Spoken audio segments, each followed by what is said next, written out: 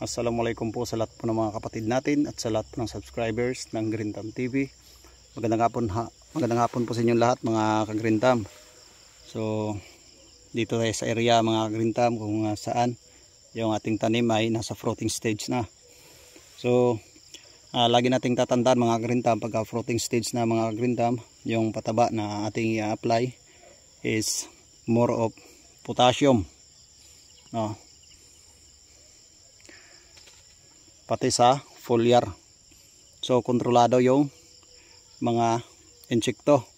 Metamil content yung ating ina-apply dito mga ka-Green Thumb. So tungkol naman sa fungicide na ginagamit ay Mancozeb lamang mga ka-Green Thumb, yung mamurahin lamang. Ayan, pero makikita natin yung bulas ng tanim. Napakaganda, alhamdulillah. So may mga pailan-ilan na po na bunga.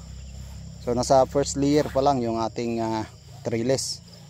So mas maganda na pagka hindi naman ganong mahangin yung area, kahit sa pangalawang Y na tayo maglalagay ng trellis. Ayan.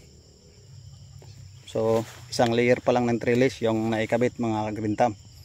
Pero sa tingin ko nito medyo kakapusin ng poste ito. Napakababa ng mga poste. Ito ay lalampas pa ito. So sa mga dahon kontrolado yung mga fungus.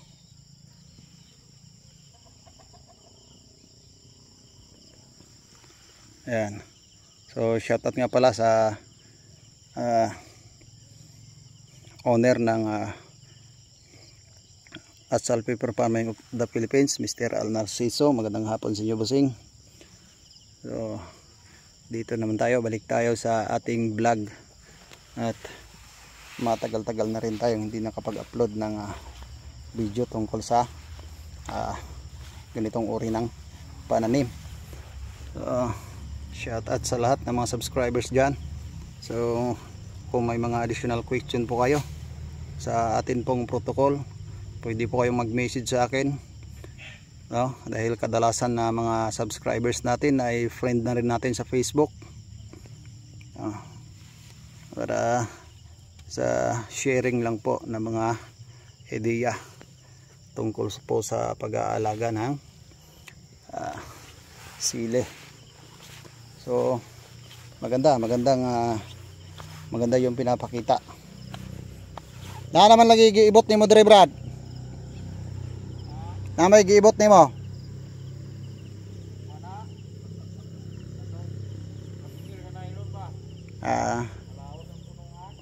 So merong isang nadali sa kawayan yung ugat. So yan po yung isa pong disadvantage mga ka-Green Thumb pagka tayo po ay naglalagay po ng mga poste, tapos medyo malalaki na po yung ating tanim, ay posibleng madadali talaga yung mga ugat, kasi medyo makapal na po yung ugat sa ilalim nito. Titingnan nyo po yung mga ugat ay makikita na natin sa ilalim ng plastic molds. Yan. So mas maganda kung may sapat na panahon talaga, hindi gaanong busy sa mga gawain, ay advance tayo sa paglalagay ng poste.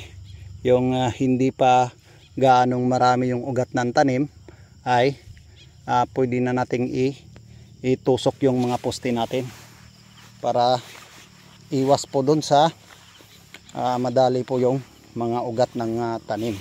Kasi pag may sugat yung ugat at natamaan ng fungus, posible talagang magkakaroon ng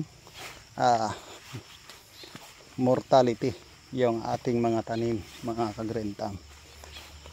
So maganda yung pinapakita ng tanim. At sa kayong panahon kasi dito sa bandang Visayas area, sa Negros Island, ay hindi gaanong malakas yung mga pag-ulan. So yung lupa ay laging basa pero hindi gaanong nagpuputik. Ayan. So ang ganitong stage ng tanim mga ka-green thumb ay kailangan ng fungicide. Lalong-lalo na pagka madalas yung mga pag-ulan. Pero itong area na ito ay medyo rolling kaya walang stagnant water dito. At saka maganda yung pagka plano ng mga kanal.